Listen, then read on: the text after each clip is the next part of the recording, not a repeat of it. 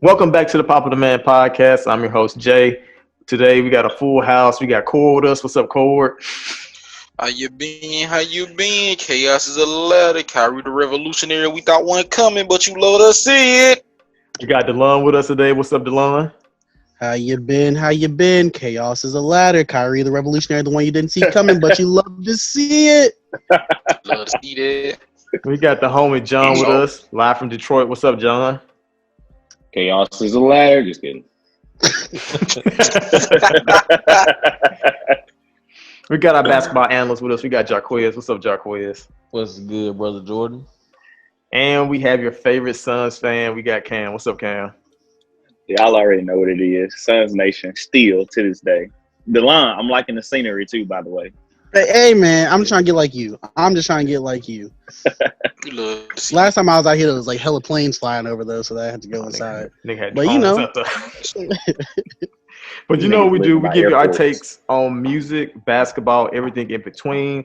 This is a quarantine episode. So not like our typical episode where we would basically talk about whatever comes to mind, whatever we feel like for the next hour and 30. But before we get started, if you are watching us on YouTube, make sure you like, comment, subscribe.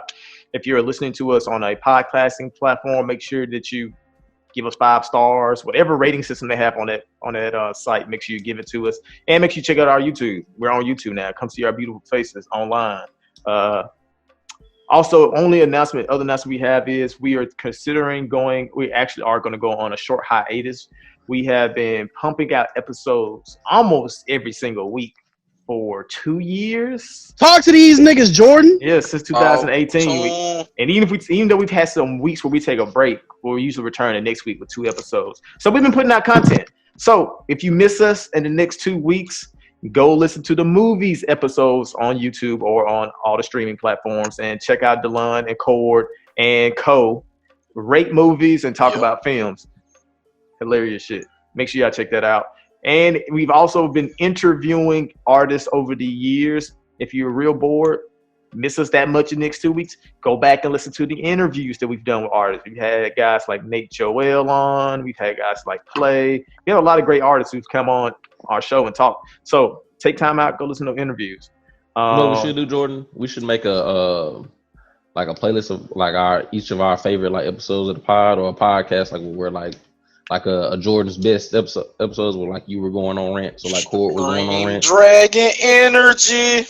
Cord's favorite episode, Dragon Energy. That's a good idea, Jacquez. So I'm gonna look into that and figure out how to best present that on our Twitter, which is @PodcastTheMan. Make sure you follow us on Twitter, and we'll maybe post some of our greatest moments, or at least I might start a thread where I have like, like if you make those videos and it's like highlights of things we've said. I might start a thread just showcasing our best moments over the next 2 weeks, just to keep y'all, entertaining, and in case you haven't count everything. But like I said, this is a quarantine episode, so we're gonna just talk about whatever and whoever we want to. But I guess We free balling. Actually, that was a great place to start, Jacquez. Since we here, what's everybody's top popular demand episode? Which one's hit for y'all? Me personally, that Magic Johnson funeral was the funniest fucking shit. That's what I always like. Every time somebody asks me, "Hey, you do a podcast? What episode should I listen to?" I tell them straight to that one. Hey man, that 100th episode hit, man. That was Super That's what the facts. streets say. That's what the streets say. Super facts. What's it? We did Tracy McGrady numbers in them last minute of the podcast. Put up 13 seconds. We went off in that final minute. DeLon's favorite episode, as you just mentioned, is the Magic Johnson episode where Magic Johnson made a fool of himself. And not quit. Yeah, he quit being He quit. Yeah. Yeah, he quit being the president of the wanted to Lakers tweet or the general players. manager. And he said, "Yeah, I miss tweeting about players and shit like that." So we gave Magic Johnson's short time as a president of operations a eulogy, and we all took turns paying our. That was great. I'm gonna listen to shit after that. That was great. After this, that was That was great. That's one of our best moments in terms of like bits that we came up with, because I took Big on you know how facts. like you like watch Martin. and how sometimes they'll say jokes, and you can see the actors try their damn hardest not to laugh during the scene. That's how I felt the entire time when y'all was sick. I was like, bro, this is golden. I don't want to laugh and ruin Corey's monologue. I want to be able to clip it later on. Corey, your favorite episode was Dragon Energy. I know we were talking about Dragon Energy, fam. I can't remember what else. But no, we were talking about Trump. We were talking about Kanye because that's when Kanye first started rocking the MAGA hats and acting crazy. Yeah. What did the term Dragon Energy? What did Dragon Energy originate? Man, Corey just on his normal bullshit, and he just came up with some bullshit. No, wait. Kanye was saying people hate me and Trump because we got Dragon Energy, and Jacquez like, bro, he's just talking. I said he is, but I feel what he's saying. It's just some people who can just say something with their chest, no matter how crazy it sounds, it makes sense because they got Dragon Energy. And I compared it to having like Emperor's Haki from One Piece. I still believe in it to this day. Corey just said, I know it was some bullshit, but I felt it, so I let it ride. But I felt it. There's Dragon Energy, fam. I don't know. If you scream, the sky's red, and you make somebody believe in it, you got Dragon Energy. I know Dragon Energy was probably like one of our more heated episodes. I remember we did all get kind of emotional talking about Kanye and his newly found stance. That's when he first started wilding, so we didn't know exactly what the point of that was. With that being said, DeLon, you brought up the theory that Kanye West was going undercover, acting as if he's a double agent. He's a double agent, fam. Acting as if he was on Trump's team, acting as if he was a Republican. I think he's a Republican regardless. Acting as if he was a Republican. Absolutely. Saying all these things to get in Trump's good graces so that him and Kim could get close to Trump so that they could get people out of jail and out of prison. Dragon Energy. According to GLC, that is what GLC said. I think it was GLC. But GLC said this? Yeah, he was on an episode of the Red Pill podcast with Van Lathan. He was like, yeah, 2 weeks ago, Kanye handed me all his MAGA hats. So I'm never putting these on again. And I was like, why? And then he just basically said that. And he said, yeah, Kanye is never about that life. So Kanye, so GLC, okay, it wasn't just like a Reddit thread on the internet where people said, hey guys, did y'all ever consider the thought that maybe Kanye, so it was actually somebody close to Kanye that actually said, hey, Kanye said that he was just bullshitting just so he can get close to Trump and use Trump. Now, do we believe that? Because historically, all the C tier around Kanye usually are just dick sucking liars. So do we believe him? Also facts is the question. I don't know, because the only thing that keeps me from saying I believe GLC is the fact that Kanye during this time has shown was bipolar / manic behavior and personality. Like it's like rants, like his streams of consciousness that he was going on Twitter and at concerts where he's just spewing a whole bunch of random shit. It led me to feel and believe that the stuff he's been doing was he wanted to do it, and I don't know if he actually meant it, but I feel like I don't too much of what Kanye has been doing lately has been so off the cuff for me to say, yeah, he had this master plan, like all those weird ass rants. He planned and wrote the script of that shit out. Because like I said, he in between all of it, he's been doing a whole bunch of crazy shit, saying a whole bunch of crazy shit. All that came on top of the head. But But while he was doing crazy shit, would it have been so crazy if it wasn't magnified by the he also loves Trump things? Because I do believe that all the stuff that's going on between like the Drake beef, all that kind of stuff was real, but like absolutely, we also was like, yeah, he's super spiraling because he's supporting Trump now. Granted, I don't believe the theory because I think GLC was this. But personal opinion, I believe GLC, but at the same time, I feel like he spiced it up a little bit. When it comes to Kanye, I think every human being got a pattern, and Kanye has a pattern. When he wants to get in a certain realm, he knows he got to get around the top. Like, okay, remember a couple of years ago, he was like, "Oh, I'm broke. I want to get into fashion," and then, like every 5 seconds, he was trying to get around like all the top tier fashion people doing the intern thing. And the black people was like, "Oh, he's sucking up to these white people to get this job. He want to be surrounded by white people." And at the end of the day, he ended up making his own on brand with the Yeezy thing, and now he making all that money, and he don't talk to none of those fashion people anymore. And then everybody was like, oh, he used them to get ahead of them. So when he did the thing with Trump, I was like, yeah, I think he rocked with Trump. Like I think that when he look at Trump, he like, this the white version of me. But do I think they were best friends, going out, hanging out, this, that, and the third? No. And when we did the Dragon Energy episode, one of the main things I was saying was, I don't care what you do. If the results work, I can't be mad at it. If you want to get black people out of jail, do that. If you got to put on a MAGA hat and tap dance in the White House, I ain't mad at you. If you getting them, I look at it this way: if I'm in prison and somebody do something wild to get me free, I don't care what you had to do. If I'm free, I'm free. That's all that matters to me. I'm fast Corey. But Black Twitter, like, it's just one of them things where you have to do it a certain way, and even if you don't achieve what you want, if you standing on your 10 toes and have your morals and values, it matters. Not to me. And Black Twitter. If I get killed by a cop, and I don't forget nothing. But I look at it this way: if you get results, you get results. If Kim got to do a photo op with Trump to get me free from jail, do that 10 times out of 10. I think that's a very valid point, Cord. And saying that he had to, he do whatever it takes to get you out of jail. I'm sure the people who got out of prison, I don't think they think themselves like, Kanye could just kept me locked up if he gonna wear that red hat. Like, I don't feel like anybody. Exactly, they not saying it. Ain't nobody saying that shit. So I want to say I commend Kanye, and I don't want to like excuse his behavior and the things he has said. When you really think about it, the things he said and done that made him align with Trump, has it really caused any negative effects on anybody? I mean, it's disappointed people, but people still listen to his music anyway. So it's disappointed people, but ultimately, he gave white people ammo. That's what I hate. That's I remember in 2016, the first Trump election.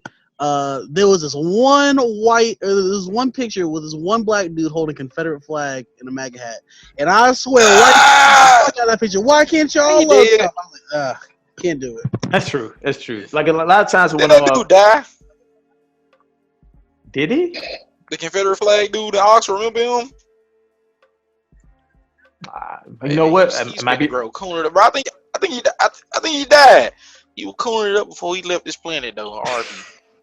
Wait. I always used to beef with this dude on Twitter, this white dude who's like super conservative, super Trump. And every time we would start beefing, he would tag this account called Blacks for Trump.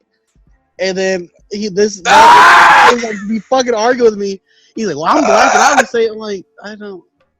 So yeah, that's one. I don't care. This nigga at Blacks for Trump.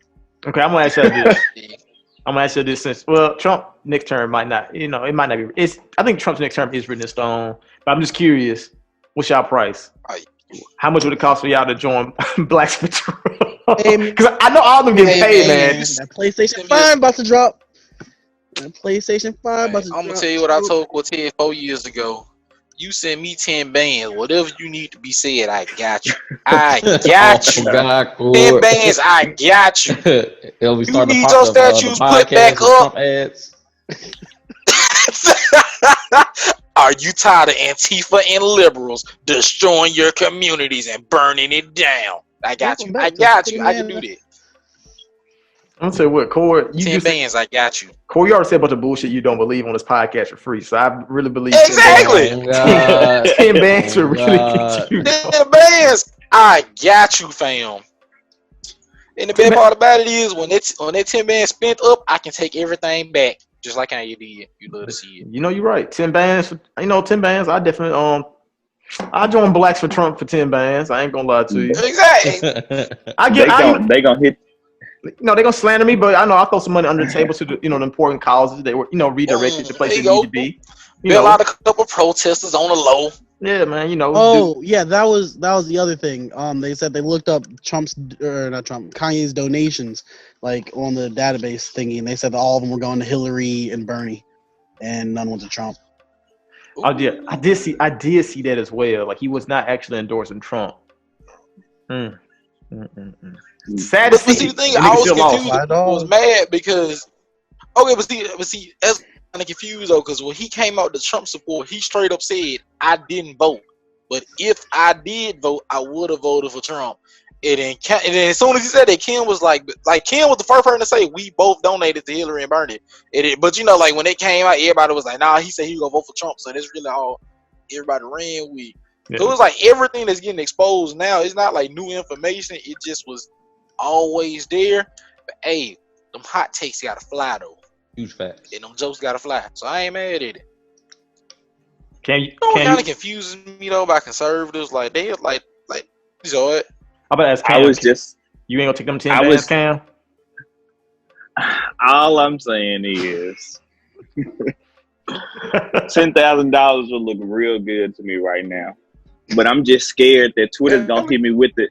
Twitter gonna hit me with the this you real It's fast. you? Yeah, but it doesn't matter. They're broke. They're broke. It doesn't matter. It's fact. Exactly. They ain't got 10 bands. Man, all you gotta do is hit them with the I saw the light. They can be like, hey, when is you tweeting about white people 4 years ago? I'll be like, yeah, you know what, you right. I was broke, I was depressed, and I was a liberal. Then I pulled myself up by the bootstraps and I realized I was living wrong. They're gonna be like, ah. It gotta be by the bootstraps. Cam, You you hit, already you hit them with that bootstraps talk. Can't nobody tell you lying. be tweeting about Steve Nash over Kobe, fan. That's close. That's close. That's close. That's close. Fans, you halfway there. That's all lives matter right there. That's That close. needs to be all lives matter. So you gonna be booing about Charles Barkley in a little bit. Can't go tweet Black Power. They're gonna say this you gonna be a picture of him and Steve Nash standing next to each other.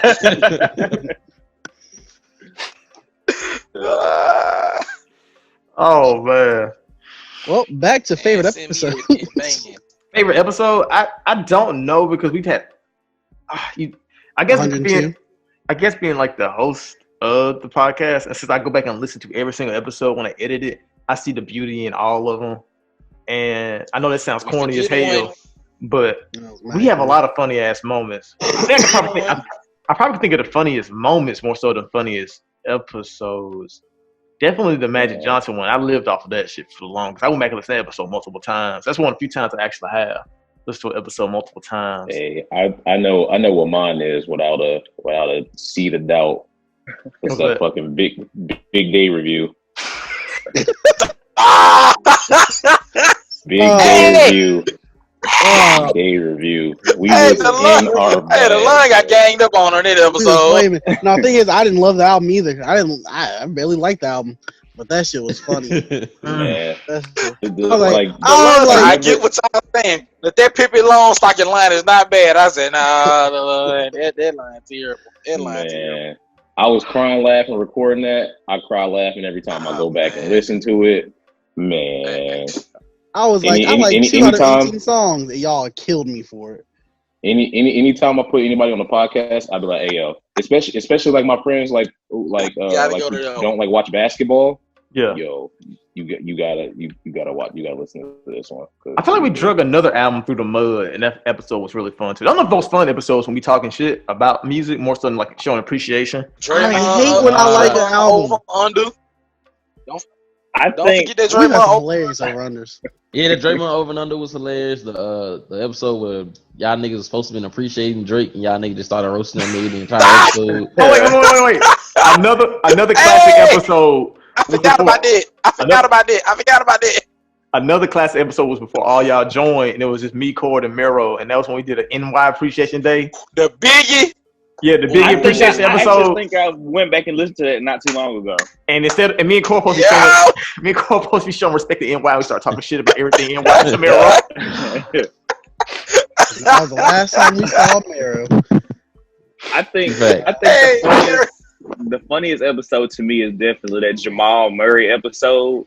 Oh man. Yes. Man. Oh man.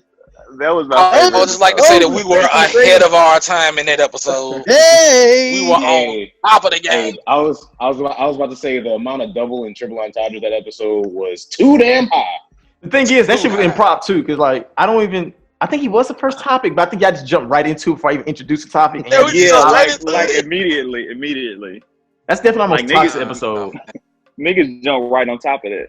Oh yeah, Twitter can't find that episode. No, they can't. Episode, we done. No, we done. I thought about that long and hard. Like after I put it out, I said, I hope they don't find this episode. You thought about Long and hard. We sus. Yikes. He did it. Cole He Yeah, did said it. we on top of the game. We was ahead of our time. I think I'm the one who caught those. Oh I shit! caught him. But hey, Jordan. Speaking of New York, I told Cord and DeLon last night. I think Griselda is what New York niggas wanted Dave East to be. Oh, for sure. That's what they wanted Pro Era to be. It's what they wanted shit, really. Now I ain't gonna say Black Hippie, but a couple of conglomerates. Like they want a lot of every time like New York has a rapper come out, like, damn, why can't they be That's my about Flatbush bars? Army underachievers. Yeah, like all them guys, they be like, why these niggas can't give us bars and shit like that. And, you know, you got people like Pro Era who did it for like a second, they went away. You know, ASAP Mob, they weren't really on that New York type shit. Not really. Like Houston. Yeah, they did more Houston influence stuff, especially ASAP Rocky. ASAP Rocky, yeah. And then you look at like I said, Pro Era and all them, and so yeah, Griselda is what niggas from NY have been wanting, a group of niggas who just rap, like just bar up. They don't do no hooks or nothing. But it's crazy though, cause they from Buffalo, so New York niggas don't fuck with them.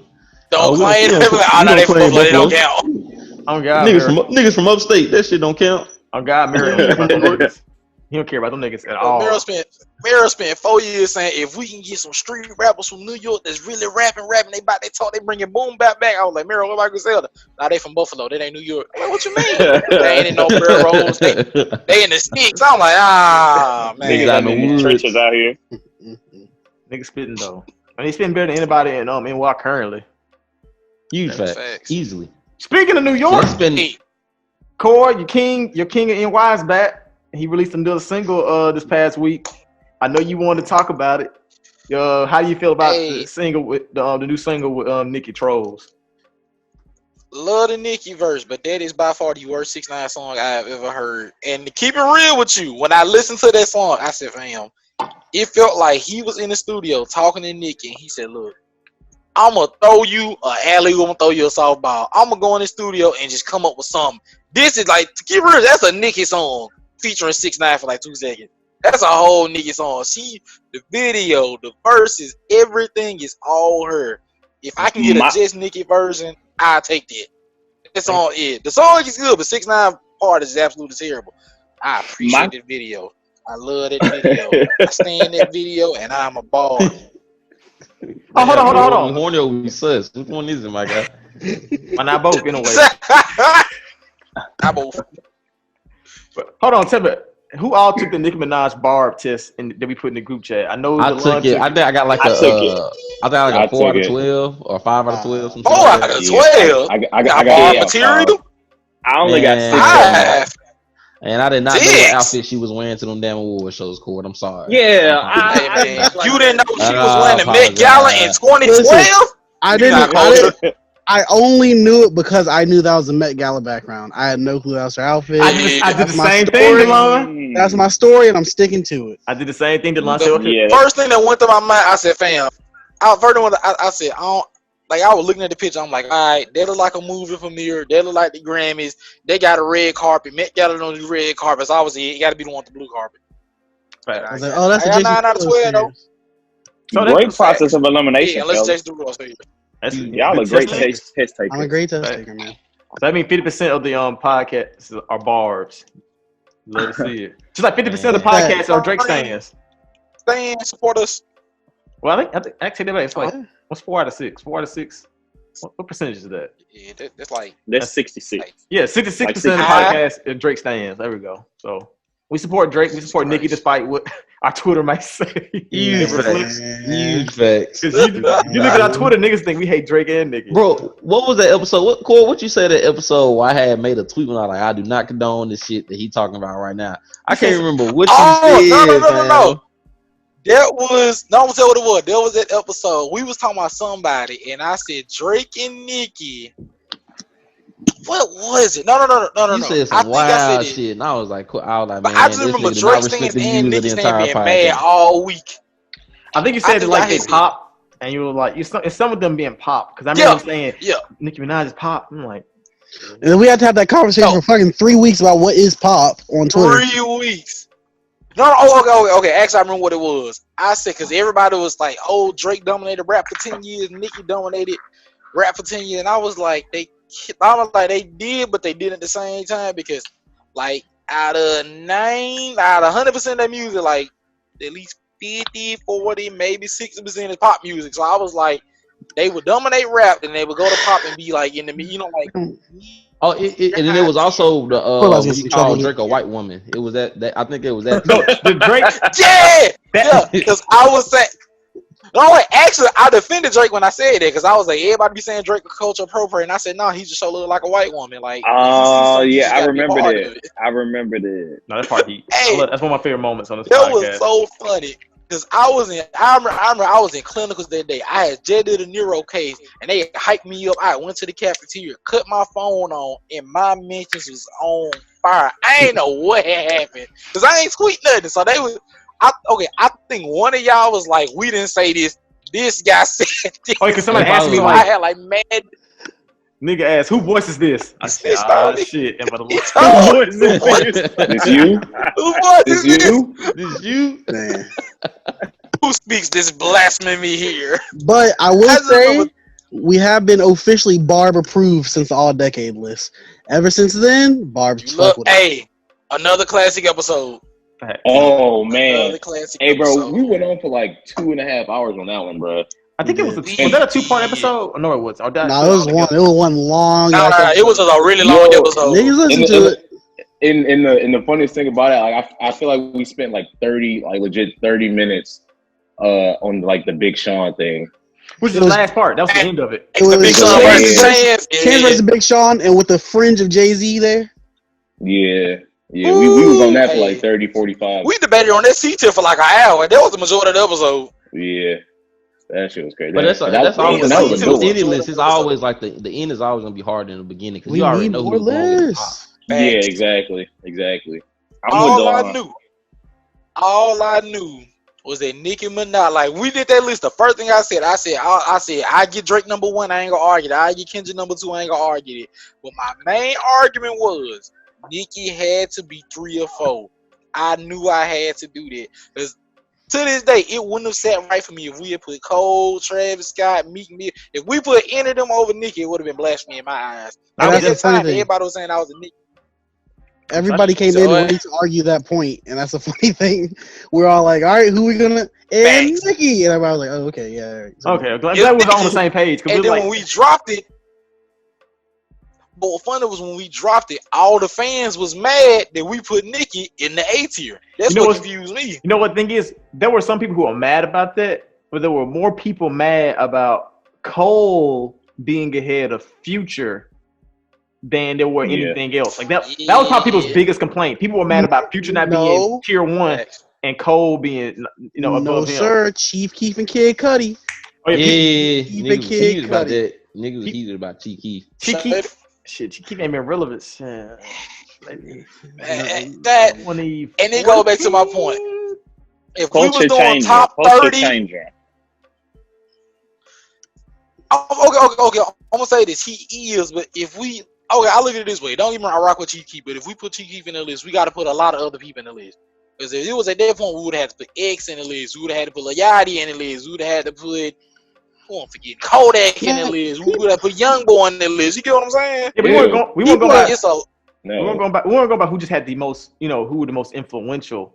And people are Artist. mad liberal with that word, I should Yeah. say. Yeah, Fact. Didn't we use very that? Didn't we liberal. do a list with the most influential at one point? I think we did do something similar to that, but like this list Yeah. was mostly, it was supposed to be a conglomerate of influence, like commercial success. It's generally who we felt like had the album, biggest, skill. who had the biggest and best Yeah. 20, who had the biggest 2010. best, 2010s. I 2010, don't yeah. think like Chief Keef. 2010 Cudi fans. Yeah, I don't think Chief Keef or Kid Cudi were like a top 15 hip hop Hey! artists for the I'm entire still decade. confused at Kid Cudi fans hopping in that though. Like Man. to the, I still He don't was get a that 'cause, big like Kid influence. Cudi We in wouldn't have rap. Link. I mean, like he in rap, but he not a rapper. Like I don't see the. I just don't understand why they was fighting for Cudi to be on that list. Cudi ain't never made no hip hop list ever. Like why would they coming out the woodworks Like, hey, he deserves to be here. Nigga was on. Cuddy got a verse y'all like? Nigga made more. I think he made more rock albums that decade than he did rap albums. Exactly. I might be exaggerating. And even then, like we talk about influence, didn't nobody start doing rock music because of Kid Cudi? When am I making Kid Cudi-esque rock albums? Exactly. So he wasn't influencing nobody in that regard. And there's a lot of rappers who do rock music and they don't never mention Kid Cudi. Like, they missing and Wayne. then I say this to this day, Kid Cudi is like alternative music, but in black skin. But in a hip hop circle, but it's not hip hop. That's Kid Cudi. Like, if you like Tame Impala, you like those type of groups, you like Mac DeMarco, of course Kid Cudi go be on your playlist. But is he a top 10, 15, 20, 25 hip hop influencer artist? No. There ain't nothing wrong with that. He's still successful. Niggas say every time a rapper talks about his feelings, oh, he owes everything to Kid Cudi. Oh my goodness, he wouldn't have it without Kid Cudi. That was the first rapper to cry in the studio. Cam, what are you trying to say? Man. I was just gonna say that was a great time to make a reference about blackface. Blackface. What? I see what you did there. Nigga lost me. I ain't gonna lie. Man, it went over my head. It went over my head. of course it went over y'all head because y'all know we finna talk about since Cannon brought it up. I feel like I know who we're going to talk about, but I don't see how that was relevant to the conversation. Oh wait, I do know how it's relevant now. Never mind. It's okay. It's cool. We ain't going there today. We're not going today. We've done that one too many. I guess some of my favorite probably my favorite episodes are always episodes where we talk about Drake, because I feel like we really getting me and Core really getting our bags when it comes to talking about Drake. All right. Well, I got another thing that we was talking about last night in the chat. I told DeLon and Core, we had started talking about how I told them one of my things I really dislike about like the hip hop community, or like when we talking about stuff, even basketball, is like what ifs. Like, oh, if this rapper was alive, this guy wouldn't be relevant, or if this guy, if he hadn't stopped rapping at 12, he would have been the greatest thing ever. Or like in basketball, D Rose hadn't snapped his knee in half, he would have been. There wouldn't be a Westbrook. Hold that thought, Jarquiz, because now I got an old take to expose. Cord, I remember we gonna make it fun. Lil Pump. Hey, you said Lil Pump is still young. He could grow to be Lil Wayne one day. I don't know if I said Lil Wayne. When we were talking. Wait. Now, when we were talking about what ifs, I did bring a Lil Pump, and I was like, fam, I thought Lil Pump was going to take advantage of being young. He did not. No. Actually, I'll take it back. That wasn't what it was. I said Lil Yachty would be like Tyler, the Creator, because he was young. That's what I was saying. You talking about Lil Pump, because you compare Lil Pump because you say, you see how young Wayne was, and, Wayne was kind of like, he wasn't, he was still rough around the edges. And so he grew into who we know him today. Who we know him today isn't what he began as. You're like, Lil Pump's still young. He could become anything. That's what you told me. And I was like, that nigga. I said, I was wrong. I said, the only thing he got going for him right now is he young. Like, literally, that's it. And that nigga is done. J. Cole tried to tell y'all. He tried to help him. Should we all try to tell Cole? Let me try to tell Cole with that. We did. No, wait. This is the thing. At that time, Lil Pump came through with a good debut album, and I thought he was going to take advantage of it, and his music has not improved at all. Every other rapper I said that about has improved, except for Lil Pump. He's dropped the ball. Okay. You still bad 90, Cord. You still bad 90. There we go. 90? Man. On what? 90 on what? Take 90. Yes, 90. Hey man, I'm gonna get real with y'all. If we just go back and listen to every episode, I feel like I'm right about like 95% of every. I'm still with Cord. I'm scared to go back. I'm scared to go listen to all episodes. Can I say something real quick? Go ahead, John. The funny thing about that, as somebody who's watched and played baseball, saying you bat 90 is not good. So that's actually more accurate. Okay. So hey, so maybe I'm thinking like 9. Maybe I'm thinking 9. Slander then. Oh man. We'll continue. Hey man, I'm putting on 50, 40, 90 in the NBA. How about that? Man, hell no. I'll don't know about that. Yeah, if you put up 50-49, it's that you put up that's that Westbrook stat line he had versus the I'm about to say 15 turnovers, 30 shots. Oh god. It's like yeah, man, it's like was wrong. hey, I it's like was Pat wrong Bear. about Lil Pump. I admit it. Hey, it's like what Pat Chill, Bear. man, chill, man. It was like Westbrook had 35 points, but it took him 27 shots to get there. It's facts. So okay. So Jacques, to your point, how much you hate what ifs and like music and sports. What are some of y'all least favorite? What's some of y'all least favorite what ifs in music and sports? Man, it's the one I hear the most. If Lil Snoop was alive, ex-young rapper wouldn't be shit. And I'm like, that doesn't even make sense, dog. Like, It don't make sense. I it hear just that don't with, make I hear sense that to with me. speaker knockers too, actually. Yeah. It's Lil Snoop, Speaker Yeah, Knockers, and obviously. Young Pappy. They're the ones I hear about the most. I'm just like, dog. I don't even know who that is. Exactly. Yeah, Nobody. I don't even Exactly. know Niggas Young had like Pappy. one hot Hey, freestyle. wait. Come on now. Young Pappy was in the bag. Bro, He he had like one hot. It's just like saying if the Joker had kept on rapping, he would have been Hey. a Soulja Boy. Like nigga, Hey. no, nigga, that ain't how that shit works. Hey. That ain't fucking. He still raps. That ain't how it He still works. raps. If the Smoker had died after making them songs, people would have legitimately have been saying that too about him. Just because he made a good song, he died after it. But one of my least favorite what ifs all time is like the meme where like if Biggie and Pac were still alive today, these ex rapper would be working at McDonald's and it'd be like a picture of like Lil Wayne be working at McDonald's. Then it was like later on it was the mumble rappers be working at McDonald's if Biggie and Pac were still alive. If Biggie and Pac were still alive, I doubt them niggas either one of them niggas be making music right now. I doubt it. So we brought that up last night, and I brought up this point. So the question for John, Jordan, and Cam: is T.I. in your top 5 Southern rappers all time? For me personally, yes. Scarface, Andre, Big Boy, those definitive three, my top 3 right there. Off the top of my head, I probably and that's another thing. Yeah, do we count them separately? Yeah, Yes, we're counting them separately. Okay. Yeah, okay. But even if you count them separately, that's 3 right there. And okay, when I got the Wayne in there, that's 4. Then T.I. 5. Oh snap! Okay. I didn't think about Wayne. Okay, what about Bun B and Pimp C though? I'm think taking T.I. Now, let's talk about. All All right, so let's know. We just took a little challenge doing that. If T.I.'s catalog had ended after King, would T.I. be in your top 5? Let's say T.I. versus T.I.P. because I hit T.I. versus T.I.P. Would he be more definitively in your top 5? I say yes.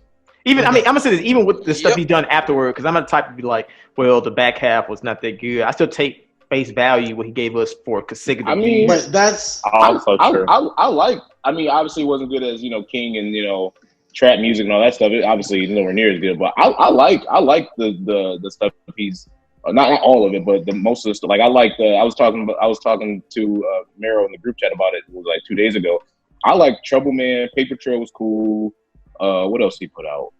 Like he had a couple singles. Like he had that one Legend. single with Urban Legend. Like he had that one single, Black Man. Like. So people act like if Tupac and Biggie would have been alive, they would have just kept going on a stream of classic. Right. But their catalog kind of stopped after classic. So would that have made it a little differently? If T.I.'s run would have stopped after a super hot album, would he be a little bit more revered? Yes. And not hearing the corny stuff that he's doing now and all that kind of stuff? Yeah. Maybe. Well, and also, let's think about the niggas who are rapping at the same time Tupac and Biggie were rapping. They not rapping no more. They're not rapping exactly. No. Exactly. The only one that's doing it. Snoop cooking now. Right. With Martha Stewart. The only one with super longevity has been Hove. Making putting that out that people still regard as good. Just good. Not great, fantastic. Not but classics. Like him. It's passable. He's the only artist who started out as a solo artist. Because you can think about Black Thought, who was part of the Roots and still put out projects. He didn't even put out albums. Nas been rapping for 30 years. Nas been rapping for 30 years, and people tell him every day he still ain't be his first album. So I'm not saying Biggie and Tupac wouldn't have had more class. I'm just saying it's a lot of rappers who still rap to this day that haven't beat their first couple projects. And I'm gonna say what I said last night.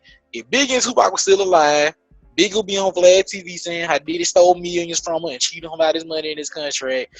And Tupac would have been doing like mad HBO TV shows and movies. Facts. Probably That's with what. Will Smith. Yeah, That's the main reason why I say he wouldn't be rapping now. He'd be in TV or doing some other shit. Or maybe some also He'd be activist shit. He'd be an activist too. He'd Yeah, be he an definitely activist would. too. Yeah, Yeah, for no sure. doubt. For sure. He No would have been doubt. doing mad Spike Lee movies. And my pops would have been like, hey, see that dude right there? Oh, yeah, he's the best actor ever. Nah, he's been a rapper. He used to be no rapper. Like, y'all know was when y'all young, y'all parents would be like, hey, Queen Latifah, not an actor. She used to be a rapper. LL Cool J, not a rapper. He used to be an actor. Ice-T, Yeah, not an actor. He used to be a that's rapper. crazy. Like, nah, that ain't true. Right, So hard. right. It's Smith. Yeah, I could definitely see that. I could definitely see that. Because it is hard for me to think about Queen Latifah being like a serious rapper. Like, Right. just from me growing And, up. Yeah, she's always not been only like- that, and being one of the best out at the time. Yeah. Like not even that, like literally being one of the best rappers out at the time. And then we see her on fucking what was that movie when they went fucking in bobsled, like shit like that, like those corny. Oh, that rom-coms. was. I know what you're talking about. Yeah. Y'all remember the movie Queen Latifah took care of? It was Khan? like the last. Was it the last holiday? Holiday, That's yep, right. Last holiday. Yep, That's last right. holiday. The Last Holiday was fire. Can we talk about her best movie, though? Bring It Down the House. Still Hey, a classic. Fats Cord. Talk to me, nigga. Man, I gotta watch that now. I gotta watch that, bruh. That is Classic. Yo, we should watch that and review that, man. I watched I'll be on the disrespect. Good. I watched The Cheaper by the disrespect Dozen to set it like off is real. a couple weeks ago, just because I Ooh, had Cheaper thought by about it. Dozen is a good one. I used to watch Cheaper by Dozen all the It's time. so I was there. long. That's a good one. What's That's a Steve good one, Martin in? too. What's Steve Martin in, fam? I ain't don't know. seen him Somewhere in being like 10 years. unproblematic, man. Somewhere being unproblematic. That's Facts. all I know. Let's see. And he What, came through a mad movies and just went to the crib. Hey, Let's see. Huge fact. Oh yeah, Ice Cube in that category too. Like Ice I Cube, legit had to argue Yeah, my Ice brother Cube that Ice definitely. Cube was a rapper. My brother But still I think to I think this day NWA was a helped rapper. his case though. I think a lot You of think kids the know that only he was song a Ice rapper because Cube of got that is the movie. song on Friday? Yeah, fact. I'm saying, Rashad, I mean, not Rashad Yeah. O'Cord, but Jaquez is right. If it weren't for NWA, a lot of people really would not know Ice Cube as a rapper because people don't really talk about his solo work like at all. Like, Other than Like, No Got more Vaseline. classics outside of NWA though. like, No Got more Vaseline. classics about the outside of movie. NWA though. Just saying. I'm talking about the movie core. Like I'm saying, like the movie helps like remind niggas like Oh yeah, yeah. yeah. I'm saying, like, people would like just think he's just an actor if it wasn't for NWA. Because, like I say, if you in hip hop culture, you know he's a rapper. You know he has some classic West Coast albums. But the casual people, they only know him rapping wise because of NWA. So then, if he was not part of NWA or NWA wasn't as big as it was, people would just see him as just an actor and nothing more. They wouldn't know. Any rappers now that y'all can see making Can that we kill transition? it for 5 seconds? What's up, Cord? What was that chord? The only wait. Can you come back just 1 second? Can we talk about Ice Cube tweets? Oh, I mean, I ain't really been following What's him going like on? that. What's going on with it? I think he mad, but he just don't know how to channel his That energy. took Like a he like sharp mad as fuck. turn, like 2 days ago. I don't know, it got weird.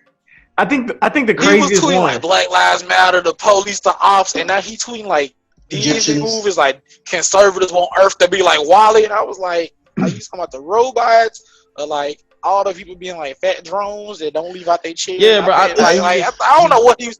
Man, he got that Dr. Sebi cap on, look too tight. That's At all. first, it's like he was tweeting like Twitter, but then he started tweeting like Facebook sometime like a couple days ago. And it got Like really weird. that Warner Brothers tweet with Yes, with the that's Martian. That's Yes. when he put what's the not Martian Manhunter? Marvin the Martian. Marvin the Martian Marvin with the his Martian. dog, and he said, "This is what they want. This is what." I know he said Warner Brothers tried to warn us, and it's Marvin the Martian standing on top of the planet. I don't know what that's supposed to. I don't get it. I don't get it. Cube, I know He's mad, but he doesn't know how to channel his anger right now. He's just mad about everything, but he just don't know what. I don't know, bro. Maybe Cube knows something we But- don't. Yeah, bro. Maybe- But to answer I hope so. Cam's question, I mean, I think the most obvious answer is Drake. Yeah, Mm. definitely. They say that Joy Badass doing a good Childish job. Gambino? Joey Badass does do a good job. Well, on Charles Road. Gambino's already I'm a doing big it fan. though. Oh, you and were you finna say you about Grumman? to slander?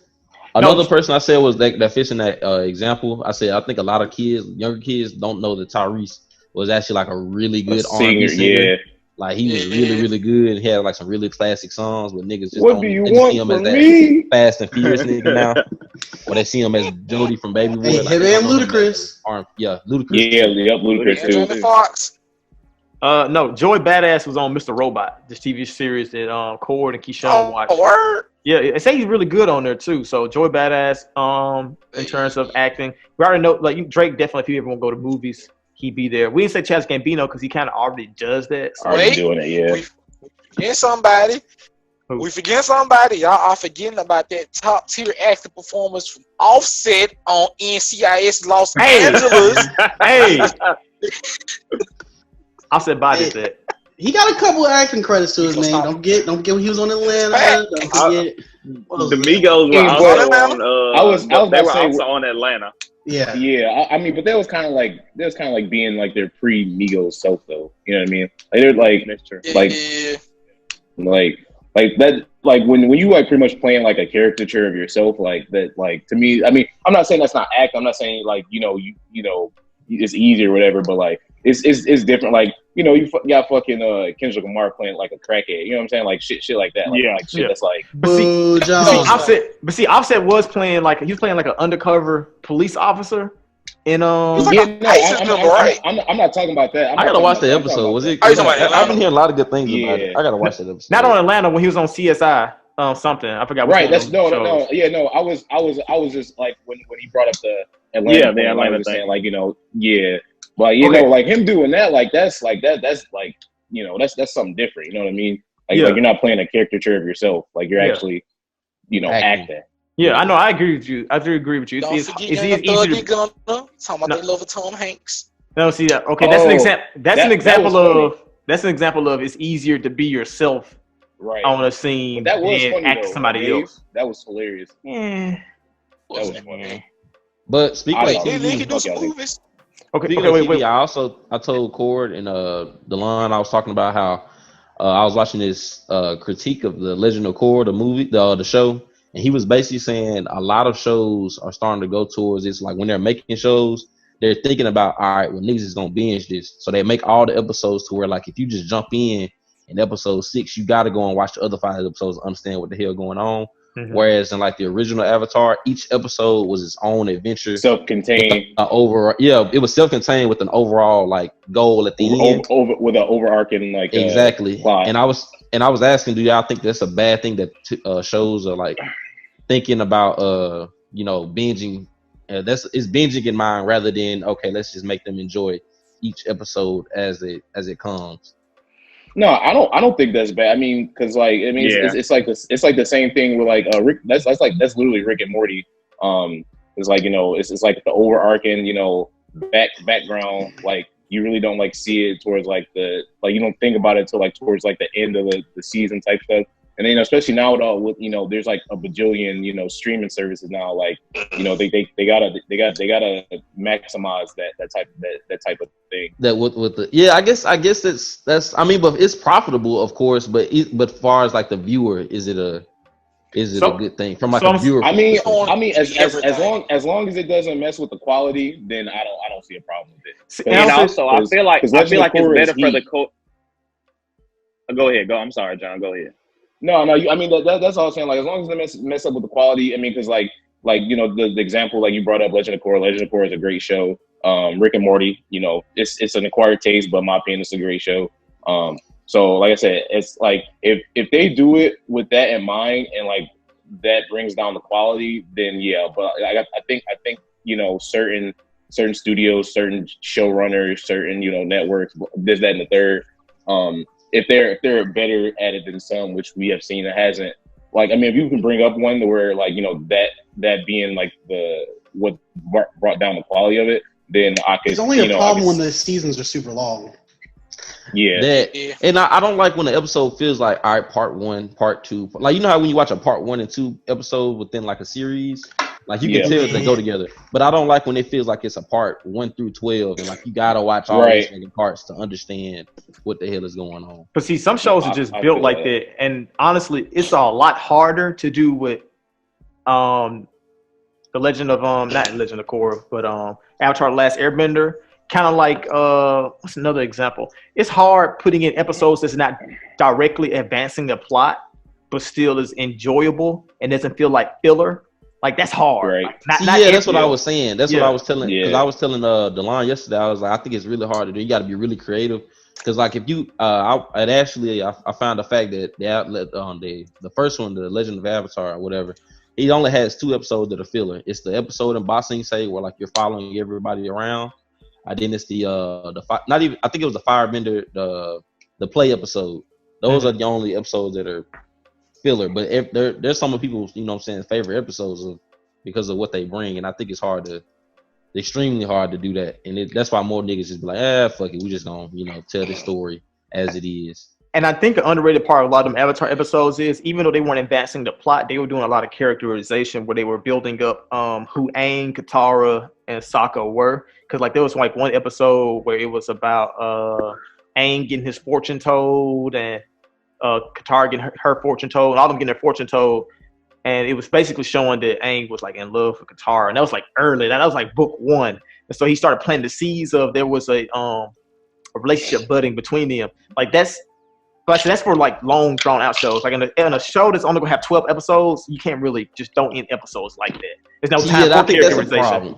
And that was the problem with Korra, was that the writers never knew if they were going to have another season. Like that's why they chopped it up into 12 episode chunks. So if I think shows like if you got like a really good show or like a really good idea, you should give the authors or whatever like whatever they need to be creative.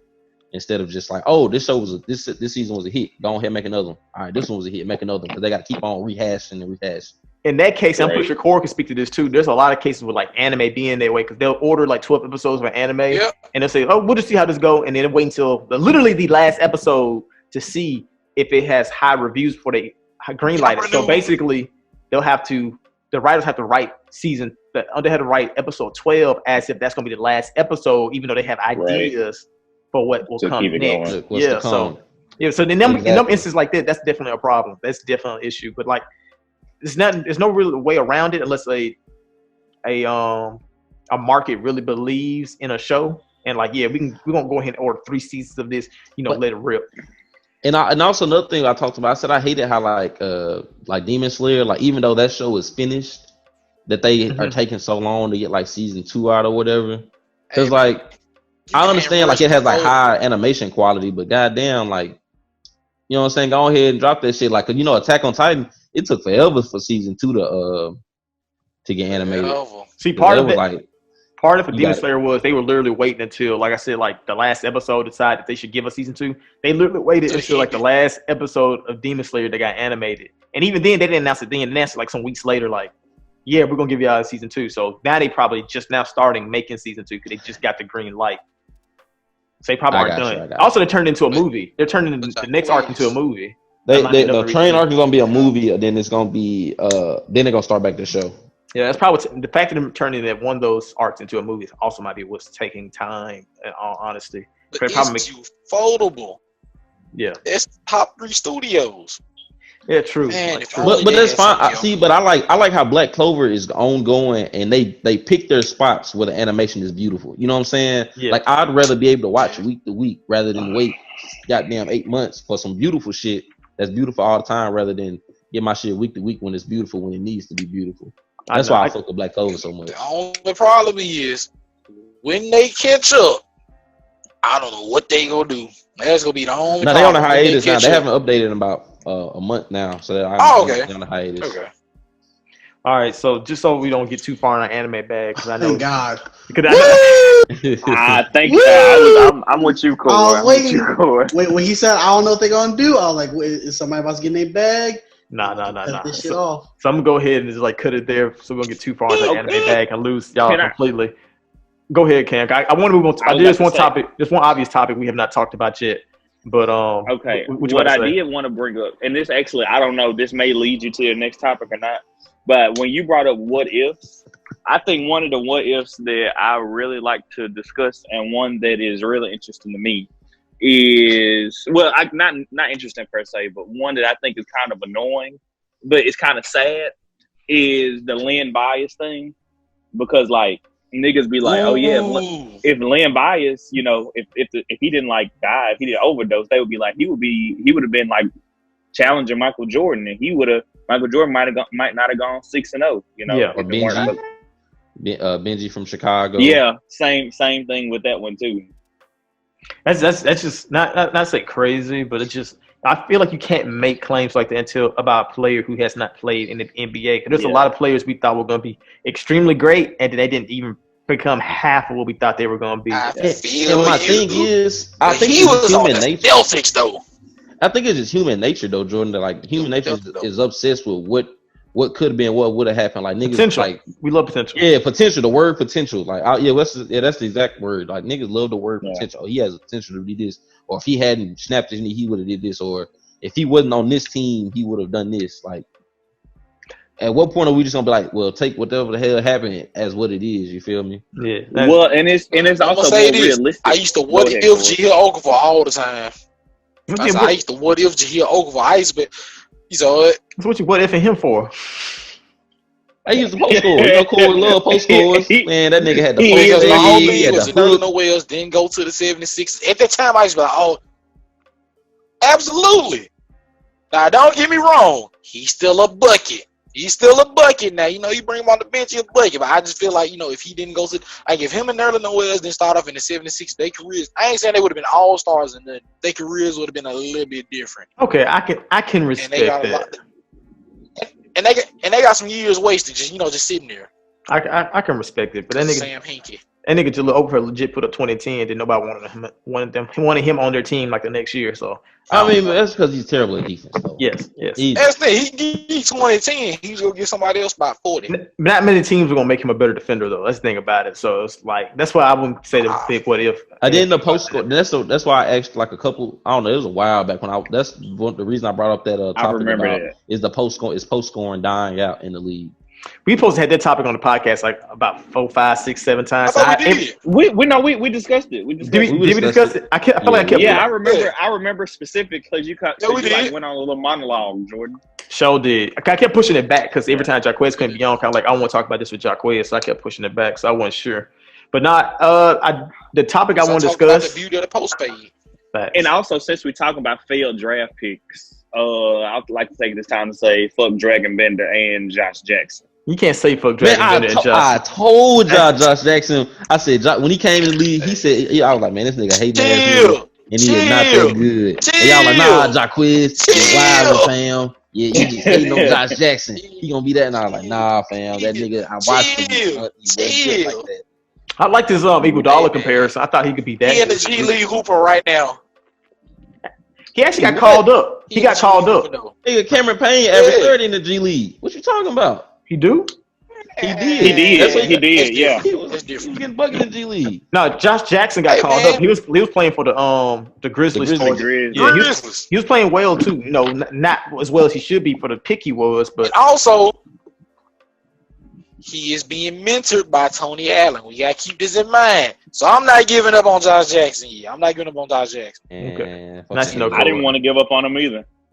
But what you was gonna say? Y'all gave on too early. Okay, the most obvious topic that I feel like we haven't talked about, something that was a big story all week. If we have not talked about the disarray that's in the NBA, where we thought the NBA was returning, we talked about the potential AC, we talked about the potential schedule, how much fun the play-in tournament is going to be, and then this week we find out like 100 plus players. They said 200 at first. I don't know exact number, but it's at least 100 plus players are unsure about playing in Orlando. Come July, because they're not only are they worried about coronavirus, because it turns out that they're going to let the Disney personnel. I think I said this on I think I said this on an episode like a month or so ago. I was like, yeah, they might make the players stay on the campus, but are they going to make the people who work there stay on campus? And it turns out they're not going to let the personnel stay there. They're going to let them go in and out. Of course, they're going to be testing them and stuff, but it's not really a bubble if there's people going in and out of the facility. So on top of it being concerned about coronavirus, people are voicing concerns, saying that they feel like bringing basketball back now will be a distraction, and they feel that they don't feel comfortable playing right now because of everything that's going on in the world. Like they just don't feel up to it. Kind of like how a couple weeks ago when things went down and we didn't release an episode, where we didn't feel like, and like this ain't the time to put out a podcast episode. Instead, let's talk about charities and these donations that we can do. That's kind of how the NBA players are feeling right now. Some of them are where it's like I'd rather be paying attention to the movement rather than playing a basketball game, knowing that's gonna take people off the streets. What do y'all feel about Kyrie Irving's push to make? He actually isn't like really trying to make people not play. He's just saying, I want y'all to be conscious of the fact and know that your voices are heard, because it kind of made it seem like 10 people, like 10 stars in the league say, okay, we want the NBA back. And then like the other 200 some players didn't get a chance. So Kyrie was trying to say, hey, you guys do have a voice. What do you guys think about that? DeLon, what's up? But that is something that we said. I'm sorry. You can go to DeLon after I say this. But that is something we were saying. We were saying that top 1% were the ones pushing. Sorry. 42 minutes ago, Pat Bev tweeted, Hoopers say what y'all want. If King James say he hooping, we all hooping. Not personal, only business. Stay woke. Yikes. Patrick Beverly always say what he wants. Thing is, Patrick Beverly wasn't that excited about coming back, but that was because of coronavirus. I remember some weeks ago he had tweeted. Somebody asked him, "Was he back in LA yet?" And he said, "Nah, I'm not in no rush to come back and be around people." Like he didn't want to come back because of that. Because a lot of people have family and stuff. A lot of people don't consider coronavirus a threat to themselves. But there are people who have kids, and elderly people they love that they don't want to give it to. Because so I can understand that. But also, to that point, Patrick Beverly do had a point. Like, LeBron is like the king of the NBA. Like, he king tut. Like, if he want to play, NBA going to do whatever they can to make it go. But if LeBron said, I don't want to play, I don't think there will be this much push for us playing. Well, I think the owners would, but then they wouldn't have a leg to stand on because they don't have LeBron on their side. Because they have LeBron on their side, I believe they have an argument for it. Yep. Yeah, but the players haven't been getting paid this whole time, right? Am I right? Didn't they? Some players did get paid. Well, some players didn't get their whole checks. Like some players, the rest of their checks were going to come in like after a certain date, I think in April, towards the end of the season. So only a handful of players got their entire check from that season. So some got half of the checks. But I remember seeing a post, and it was like only 9 players got 100% of their checks because of the coronavirus. Yep. And it was like those 9 players were represented by Clutch Sports. Yeah, so Tristan Thompson, Ben Simmons, LeBron James, I think Montrez. I forgot who the rest of them were. Yep. But yeah. But let me say, so are y'all for or against? Coming back. Are y'all on Kyrie's side, or y'all feel There's also people like I hate just singling out Kyrie because there's also other guys like Dwight and Avery Bradley who've spoken out and said that they aren't comfortable coming back. I don't think anybody should do anything they aren't comfortable with. But I've also seen a lot of NBA players.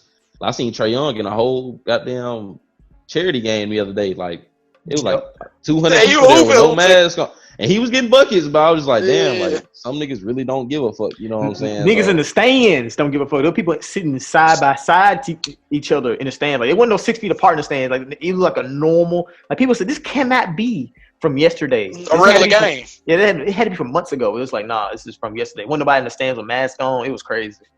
Yeah, and I was like, some people just don't give a fuck, honestly. So if you're not comfortable with it, I wouldn't make anybody do something that they're not comfortable with. But yeah, if you are, then go out there and hoop. I don't know. I really hate it because it's gonna put an asterisk on whoever the champion is. Like if LeBron James wins, they're like, oh well, a lot of these niggas didn't play. Or if Kawhi Leonard goes and win, oh well, these niggas didn't play. Or it's only because XYZ. So I don't really. Well, you're not wrong about that, but I can't remember if we talked about it on the podcast or we're just in the party talking about it. But it's like the same thing. Like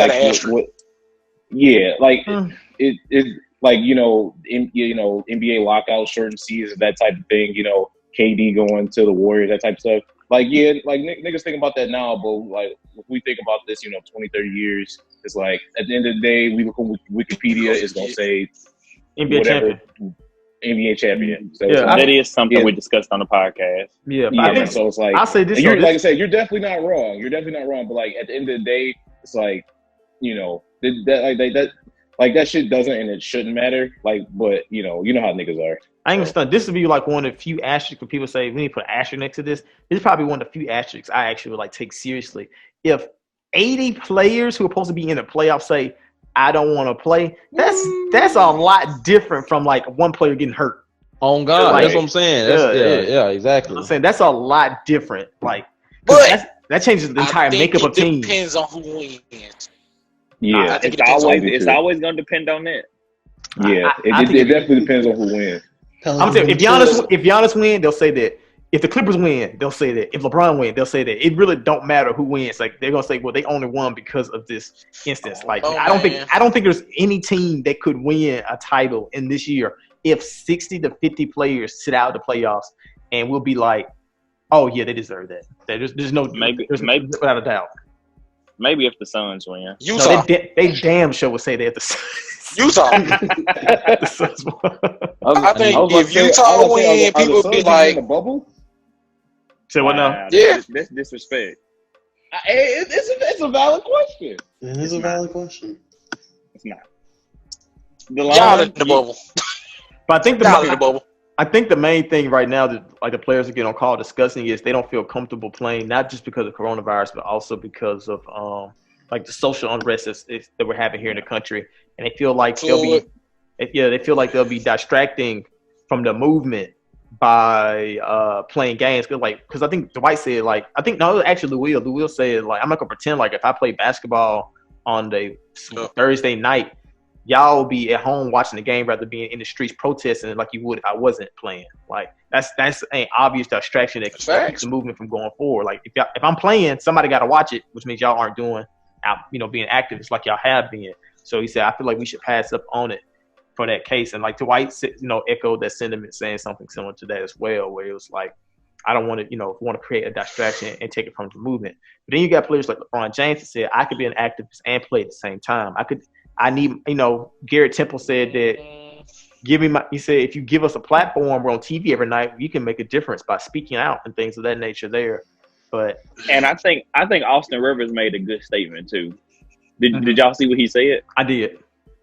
Yeah, it was like we can use the money that like we make from the games we'll donate it to charities and something to that extent. Mm-hmm. It'd be cool. Yeah. But so here's my take on this, and I'll kind of leave it at this. My whole thing is that I feel like this is what Kyrie did is great because us being sports fans, us being basketball fans for sure, we were just excited for basketball to be back and excited. So I feel like it was really big and very mature of him to come out and say, "Hey, y'all, don't forget what we're fighting for. Don't forget what happened. Somebody just died in Atlanta like 2 nights ago." So like, we can't forget. Like it was very big of him to come out and say, "Yeah, like I respect y'all that are going back, but like don't forget what we're fighting for," basically. Yeah. And I think it's mostly because like a lot of players just felt like the league kind of stabbed them in the back. Because from what it sounds like, a lot of players voiced like, "Hey, we don't." This is even before like we're not sure. It is even before the George Floyd stuff happened, because they did a vote back like a month ago. It was like, "Hey, we kind of don't want to go back. Like we don't like this at all." And they told the league this, and the league goes out and puts out a schedule saying, "Okay, the final's gonna be on this day. Y'all gonna return to Canaan camp on this day. We're gonna play this many preseason games. We'll see you there in July." And niggas like, "Oh, we told y'all we didn't want to go back." And it's like a lot of us said we didn't want to go back. Players in a tough position. I want to see the numbers. I want to see the splits. Like I don't want it to be a problem. I don't think they're gonna do that. See those votes. Well, see this. I think I can't remember, but I think Woj or Sean had actually put out like a poll. I can't remember if it included like the personnel, like the GMs and them. But I could have sworn there was a poll out, and it's like 48% said they did not want to go back. I can't remember. I might be making it up. I might be thinking of another number. But I know, like I said, at one point it was reported like 200 players weren't sure. There's 30 teams. 30 times 15 is 450. So 200 out of 450. That's close to almost half. So that's a lot of players who had concerns about going back. There might have been a no, but those players who said, I don't know if I want to go back. So that's a lot of people. And I think that's what, and like on the call with Kyrie Irving, they said it was 84 to 100 people on call with Kyrie Irving that night. Is the NBA becoming the NFL slave master league? And becoming. And I'm gonna say that, I'm glad you said that. That's why I support what Kyrie Irving is doing. Because What I saw, the articles, the sports media. Now y'all have spent all last week saying, "Oh, Black Lives Matter. We care about black people. We support black people." Then when these players trying to get their voices heard, now y'all calling Kyrie Irving a disruptor. Now y'all trying to go, well, he's not a leader. Remember what he did in Boston? That's basketball.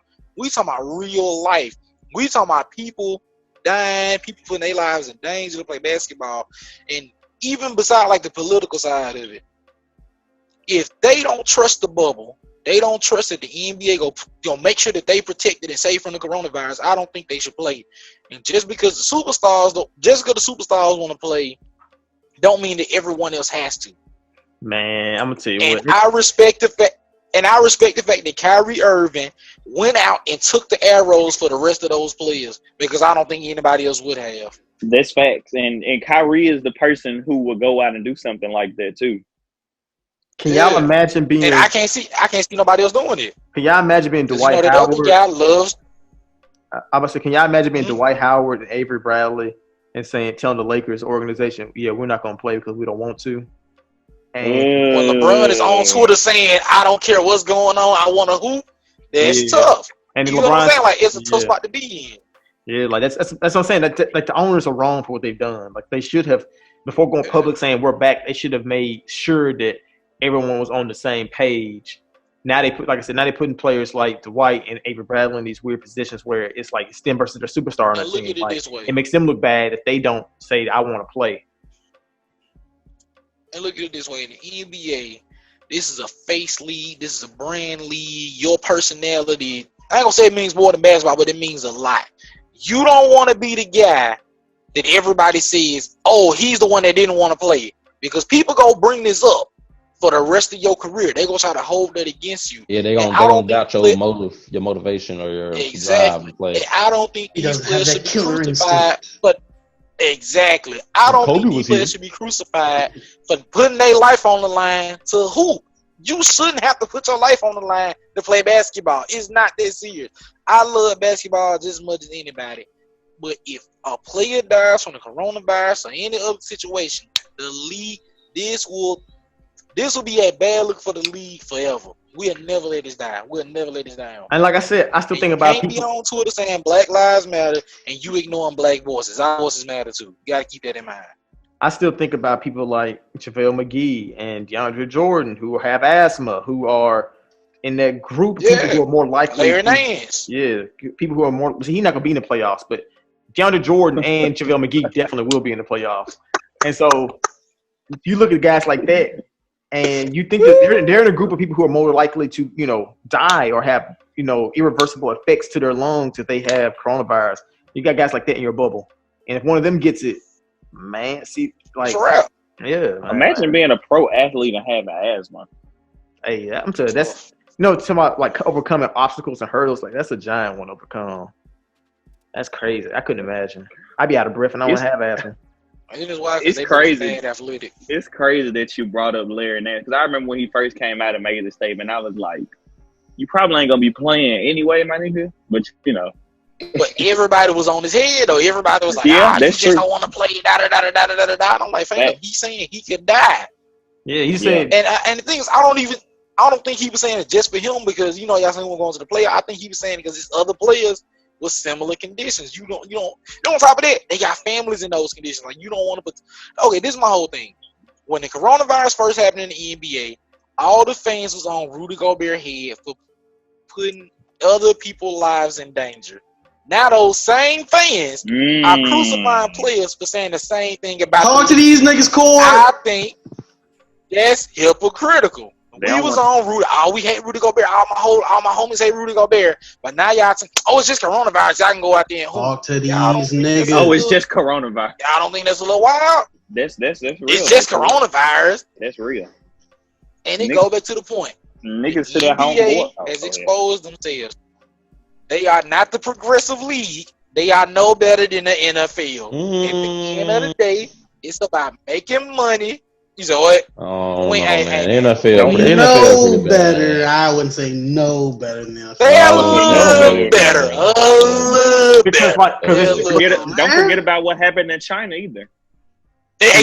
actually, I'm glad you said it. They ain't no better. They ain't no better. You absolutely right, Cam. They ain't no better. Guarantee some contracts so we can talk about what's better, what's not better. Hey, man. Not to mention that the NBA generally, like, on non-domesticated issues, they didn't let players have a voice, but on domestic issues, things they feel like is important, and they generally let NBA players say whatever the hell they want.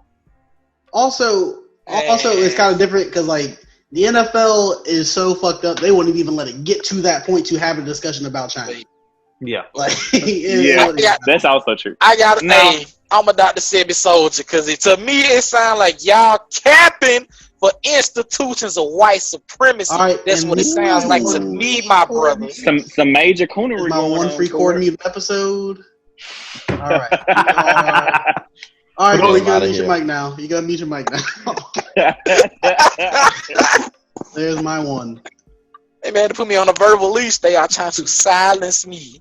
I mean, my Dr. Umar bag. I got to repeat it 4 times. Huge facts. She didn't hear the first 3 times, but that's all. Corey, turn your camera on and off, or off and on real quick. All right, there you go. I'm about to say that's all I have, guys. We've been on for almost an hour and a half. You guys have any closing thoughts before we call it a day? 2K, stop adding sweat and make the goddamn gameplay better. Facts. Hey, I just got one. I just want to acknowledge. Child, the timeline has been trying to get the line off the paint for about a month straight now. Something different every day too. It's not like always a music take or always a basketball take. It's something legitimately different every time. Hey man, I told you, it's fuck the line. All my homies hate the line. Niggas ain't got me out the paint yet. Hey man, Doja Cat survived. Man. The Doja Cat survived, the line survived. I ain't be honest with you. I ain't heard say so in about a couple of weeks. Nah, that's a remix that came and went. Cause I hear Beyonce and Megan Thee Stallion all the time. Every day. I can't escape this on the charts at all. Don't come for me, bars. But hey, I'm just speaking facts. That's Doja's fault. It ain't the bars' fault. But but the bar stringing that 6ix9ine record. Be some on the ops and all you IG models. We coming for y'all. It's over. And all IG comedians that ain't RDC World 1 and Drewski. Facts. I ain't rocking with you. Looking funny in the light. There we go. Haha Davis. Shout out to Haha Davis. Yeah. Hey, OG. Detroit legend. Hey, but hey, hold on. But you said Drewski though, but hey, man, he was kind of wilding. Oh, Drewski was wild. That nigga was on TV trying to crack jokes. Drewski was wild. Jacquez missed he was on some coonery. He was on some coonery. That nigga was thinking about business. He wanted that clip. Oh God! It was level 4 coonery. You wanted to, That nigga said you upset me and my homeboys. You wildin'. But that's all we got. Like I said, we plan to go on at least a 2-week hiatus. We're gonna take a short break. We appreciate y'all tuning in every single week. If you have not listened to the movies episode, go check out the movies episodes. If you haven't listened to our interviews, go listen to the interviews. If you haven't listened to any of our other episodes, just go listen to them as well. Hell, you got 2 whole weeks to do it. Thank you for turning to another episode of the Pop of the Man podcast. Tune in next time for another episode of your favorite podcast. See you then.